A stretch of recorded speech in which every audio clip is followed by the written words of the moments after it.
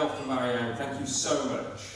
It's fantastic to be with you this morning. I'm just so sorry I can't stay for the whole day because I've looked at the agenda and it really is going to be a great occasion for discussing such an important and relevant subject, the need to improve levels of mental health and emotional health in society, and for my part, within the business environment. As you've heard, I've had experience myself of generalised anxiety disorder and the depression that associates that. So although my brief is the economy and transport, I'm particularly passionate and interested in emotional health and well-being as a policy area, and I've tried to weave it into many of the policy actions that we are taking forward within the economy and transport department. I'm really, really honoured to be invited to speak today by GovConnect and to explain how we're supporting the vision and the objectives that you are championing. And I think it's absolutely crucial that we have events such as this so that we can continue to raise awareness of mental health issues globally and to create some space for us to agree on measures that will lead to an improvement in mental health worldwide. Now, I'd like to be clear from the outset that decent work is good for people. Decent work that pays a decent wage is good on several fronts. It helps to ensure that people feel valued, to feel competent, to feel connected, and with decent pay, it helps people to feel secure, financially secure. And all of these are key components of, if you like, Maslow's hierarchy of needs, which contribute to a sense of contentedness and alleviate anxiety in general existence. Decent work is associated with improved physical and mental health and well-being, protecting and improving the health and well-being of staff and having policies in place to support people at risk of long-term absence due to ill health can reverse the adverse health effects of unemployment as well. And of course, a healthy workforce is also good for business. Evidence shows that employers that invest in appropriate workplace health initiatives have the potential to see very significant return on investment. By tackling sickness absence, employers can benefit from improved staff retention, reduced staff turnover and sickness and absence costs. They can benefit from improved reputation and a more engaged and obviously a more productive workforce. Additional benefits can include staff retention, improved employee engagement, cost control, and the reduction of absenteeism.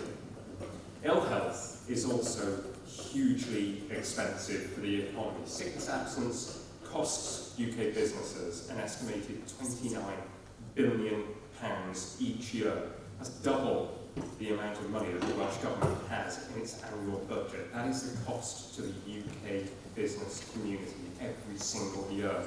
And the average worker takes off around 6.6 days annually due to sickness.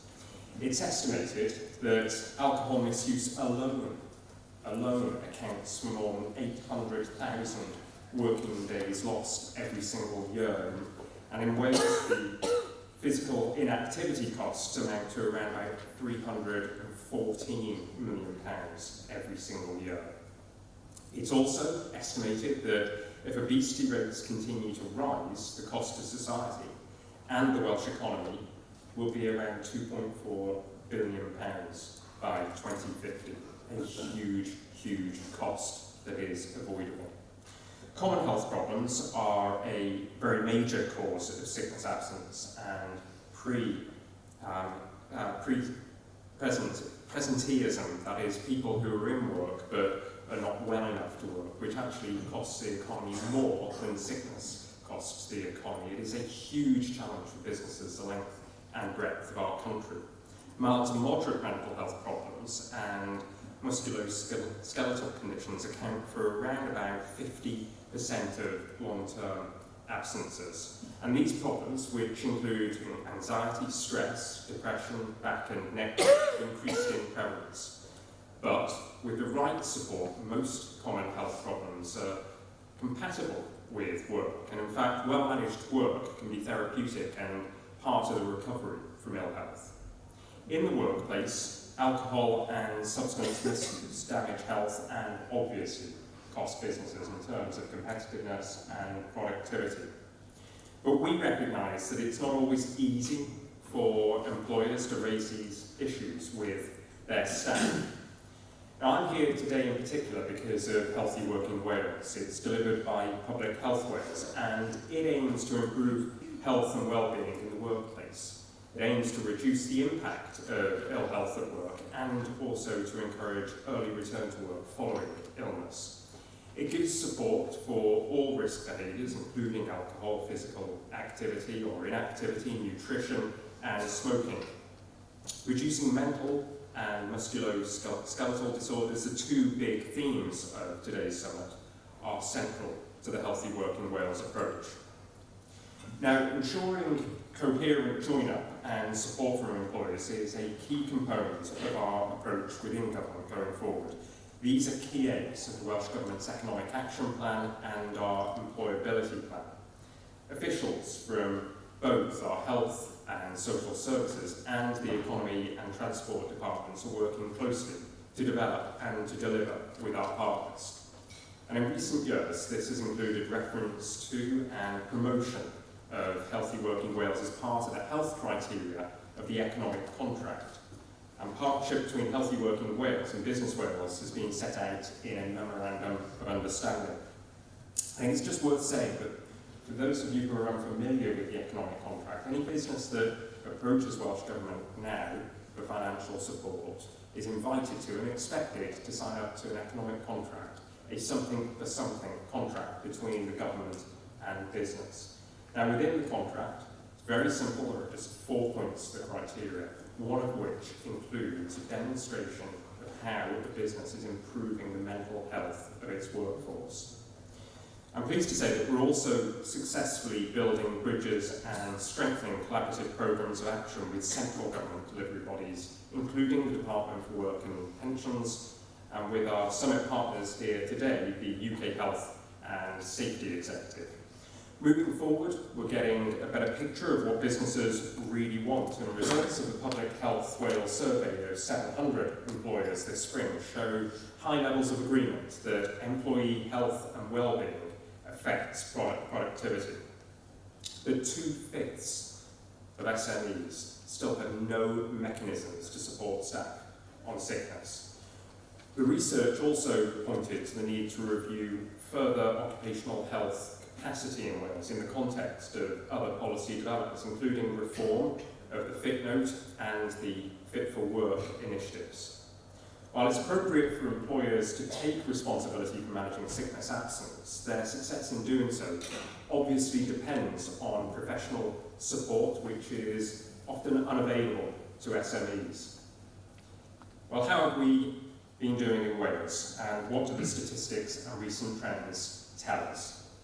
Well, the most recent figures from 2016 show that the overall sickness absence rate in the UK stands at 1.9%, but here in Wales it stands at 2.6%.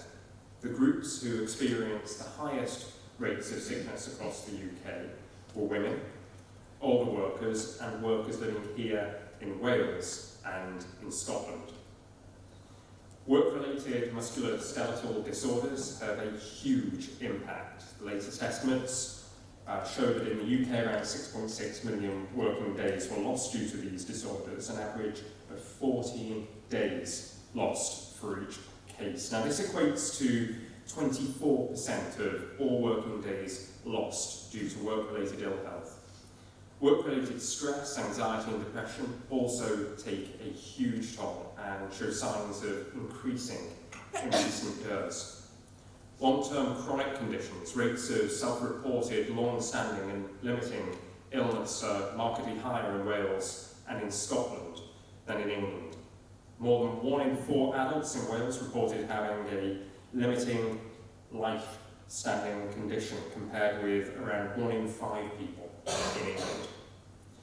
You should also know about our other focused interventions, so to support employers and their workers. The health-led and EU-supported in-work support service helps people with mental and physical health, and since 2016, the service has provided therapeutic support to nearly 5,500 individuals. It's also helped around about 3,000 SMEs to reduce the business impact of sickness absence.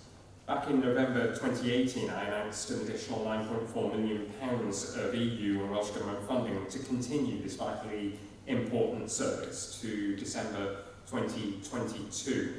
The additional funding will significantly expand the service to support up to 12,000 people, and has also allowed us to introduce a fantastic new programme of free and direct training to SMEs, covering all aspects of health and well-being in the workplace, from managing stress to building resilience and motivation. This is obviously connected to the offer of the economic contract.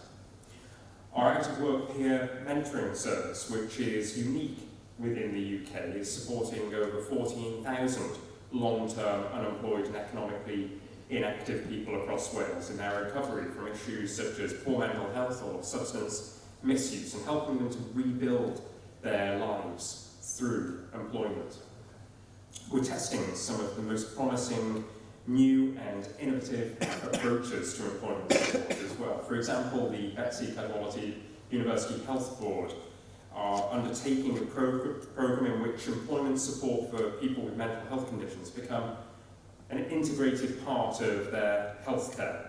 The implications of this, of course, are huge, as it could, if successful, transform the way in which mental health care is provided in the future. And I'd also like to highlight the Time to Change Wales campaign, which is incredibly relevant to this event. This is a campaign aimed at ending the stigma and levels of discrimination faced by people with experience of mental health problems in Wales.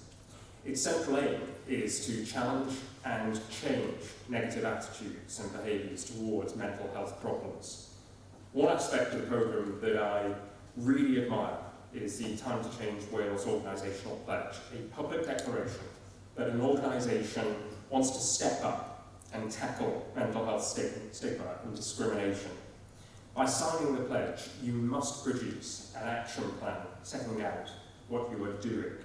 I'd like to see all businesses that have signed up to the economic contract also sign up to the pledge. If they did, we could see the number of pledges signed increase tenfold. And likewise, we could see a significant increase on the 217 employee champions that have been trained to date. Now, experts and advisors from all these important and innovative programmes we support are here today to exhibit and to engage with you, so please don't hold back from engaging with them. And finally, I'd like to thank you again for inviting me to talk and for listening to me, and I hope that this is a fantastically successful and informative event. Diolch yn fawr iawn. Thank you very much.